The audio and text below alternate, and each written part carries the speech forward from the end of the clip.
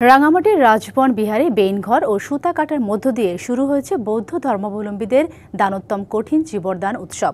বেলা ৩টায় বেইন ঘর উদ্বোধন করেন রাজবন বিহারের আবাসিক প্রধান প্রজ্ঞালঙ্কর মহাস্থবির। এর মধ্য দিয়ে শুরু হয় চিবর প্রস্তুতের আনুষ্ঠানিকতা।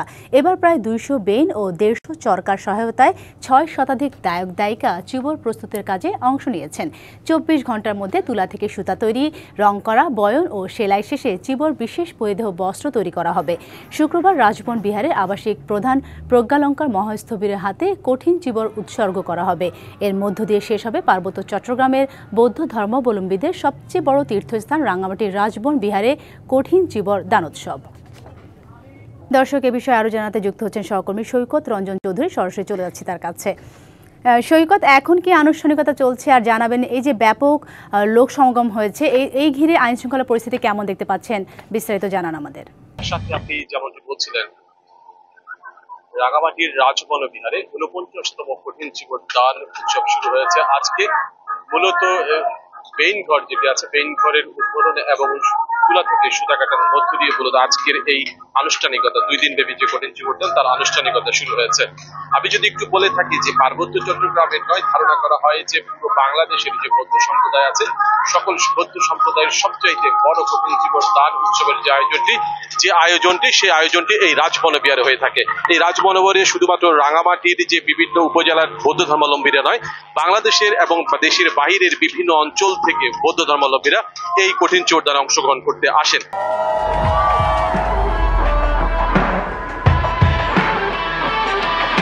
আমরা দেখতে পাচ্ছি যে এখানে আজকে বিকেল বেলা ৩টায় এখানে বেইন ঘর উদ্বোধন করেন এখানকার আবাসিক প্রধান প্রজ্ঞালঙ্কর মহাস্থবির এবং একই সাথে চরকার মাধ্যমে সুতা কাটার উদ্বোধন করেন মঞ্জুলিকা চাকমা। আমরা এখন ইতিমধ্যে যে বেইন ঘরটি আছে সে বেইন ঘরে সুতার মধ্যে থেকে মানে একেবারে হচ্ছে তুলা থেকে সুতা এবং সুতা থেকে তারা কাপড় তৈরি করবেন, যে বস্ত্রটি মূলত পরিধান করার জন্য দান করবেন ভিক্ষুদেরকে, যেটি আগামীকালকে মূলত এই ভিক্ষুদেরকে এই দান করা হবে। আপনারা দেখতে পাচ্ছেন যে আমি যদি একটু দেখাতে চাই যে তুলা থেকে মূলত এখানে সুতা তৈরি করা হচ্ছে চরকার মধ্য দিয়ে, এবং এই সুতাটিকে রং করে এক সময় কি আজকে ২৪ ঘন্টার মধ্যে তারা এদিকে বৌদ্ধ ভিক্ষুদের পরিধানের জন্য যে চিবর সেটি তৈরি করবেন, এবং এই চিবরটি আগামীকালকে বেলায় ২টায় এই রাজবন বিহারে সেই কঠিন চিবর দান অনুষ্ঠিত হবে। এই অনুষ্ঠানের মধ্য দিয়ে মূলত এই বৌদ্ধ ভিক্ষুদেরকে এই কঠিন চিবর দানের যে মাহাত্ম্য সেটি ভিক্ষুরা সেটি সকলের উদ্দেশ্যে বলবেন এবং এটি শেষ করবেন। এবং একই সাথে বলে যেখানকার যে আইন শৃঙ্খলা পরিস্থিতি আছে সেই ব্যাপক আইন শৃঙ্খলা পরিস্থিতি নিয়ন্ত্রণের জন্য এখানকার পুলিশ প্রশাসন ব্যাপক প্রস্তুতি গ্রহণ করেছেন এবং এই রাজবন বিহারের আইন শৃঙ্খলা বাহিনী মোতায়েন রয়েছে এবং সকল ধরনের নিরাপত্তা দেওয়ার জন্য প্রশাসন ব্যবস্থা নিয়েছে বলে জানিয়েছে এখানকার স্থানীয় প্রশাসন। আজকে যেমন সাধু সাধু ধ্বনিতে এই রাজবন বিহারে যে আজকের এই কঠিন চিবর দান শুরু হলো, আগামীকালকেও সাধু সাধু ধ্বনিতে মুখরিত থাকবে এই রাজবন বিহার প্রাঙ্গণ। একই সাথে পৃথিবীর সকল প্রাণীর সুখ কামনায় শেষ করবে বৌদ্ধ ধর্মাবলম্বীদের সবচেয়ে বড় দানোত্তম কঠিন চিবর দান উৎসব।